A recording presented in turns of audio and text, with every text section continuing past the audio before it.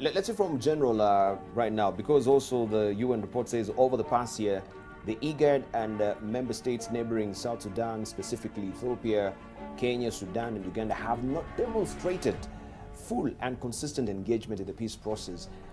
Listening to what Ahmed Hashi is saying and that allegation, does it really hold water from this particular report? Dubai, I will say it does not hold water in the sense that the key player in South Sudan is the UN with the peacekeeping mission. And the second major player is IGAD. And we know that all the three countries, Kenya, Ethiopia, and Uganda, have played key roles in terms of the peace process. In fact, from independence, they've played a very, very key role. And particularly, Kenya has played a key role through the IGAD process. Remember the other day, Council Musyoka being appointed as the special envoy in that region. And we have played a very important part in this regard. So I find it a bit tricky that we are being blamed for not playing a very key role. The only point I want to add maybe is the fact that to him who much is given, much is expected. With my friend Prime Minister Abiy Ahmed being the Nobel Prize winner and done very well in Ethiopia, it is expected that he should really cross over now, in terms of the region, play a very key role, which I believe he actually has tried. Remember, most of the peace talks on South Sudan have been held in Ethiopia. Most of them have been held in Ethiopia.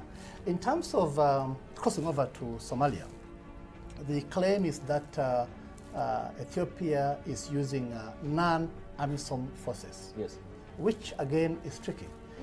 Then secondly, my friend Prime Minister Abiy is being accused of actually supporting the government in Mogadishu. What do you expect of him? Well, of course. What do you expect? He must support the government. Of course. And the argument is that he's now talking to the commissioners in the Gedo region and all that, telling them, please, support the government. Well said. Don't support the other parties. Well said. That's very tricky indeed. He will actually come out strongly and support the government in Somalia. Dibal, there are so many illegal activities going on in Somalia today. From so many states, including the western states.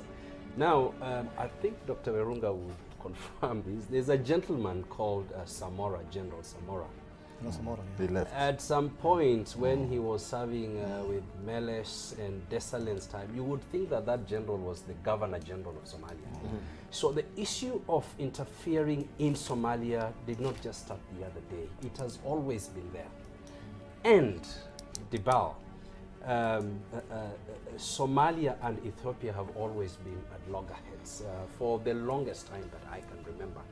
I'm curious about that report that has been written. I haven't read it. I would like to read it in the context and weigh it against what's going on in Somalia at the moment.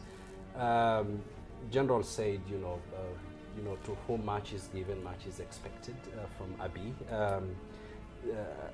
Abiy has just won the Nobel Peace Prize, and the region should see, or rather he should be seen to be helping in building peaceful communities and relationships across the country.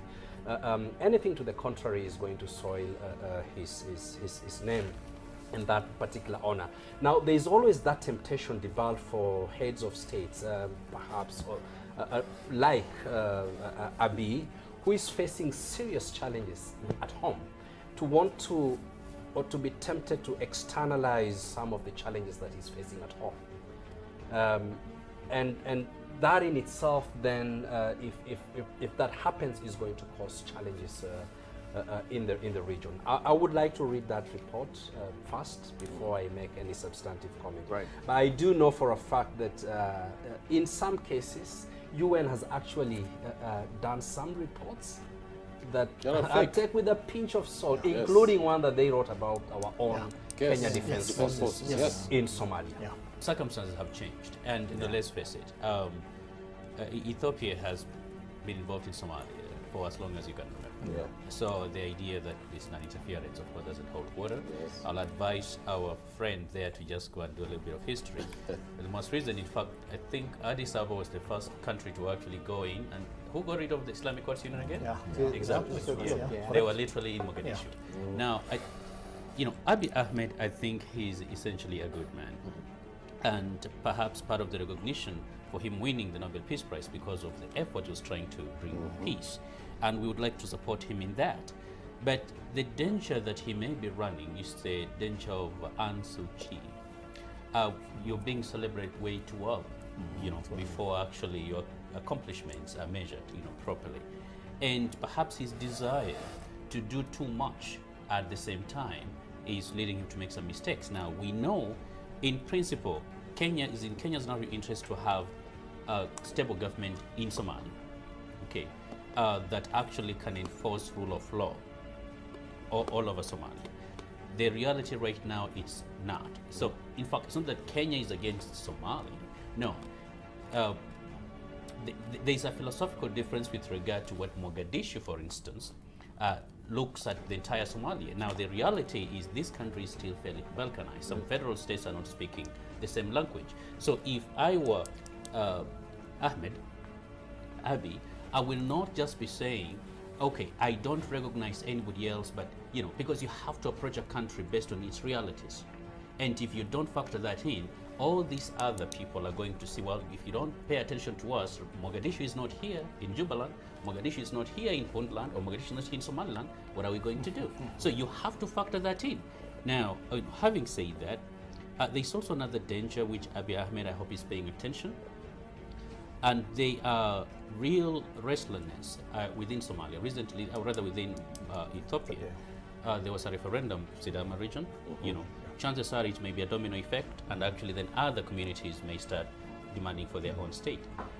Just a few months ago, there was an attempted, there were assassinations and almost an attempted coup, you know, against him. As in, it is important that he actually first focuses also on internally trying to pacify the OLF that was supposed to be brought into the fold. A lot of people in OLF are actually making noise that the government did not live up its promises. Okay, so it's still very shaky, and as Professor said, Ethiopia is a big dam, and literally building a very big dam, okay, in a very big region, from Juba to Alexandria in Egypt. And if it's not managed carefully, at least internally itself, even before it goes externally, Thank you. I think it's going to affect all of us. Right.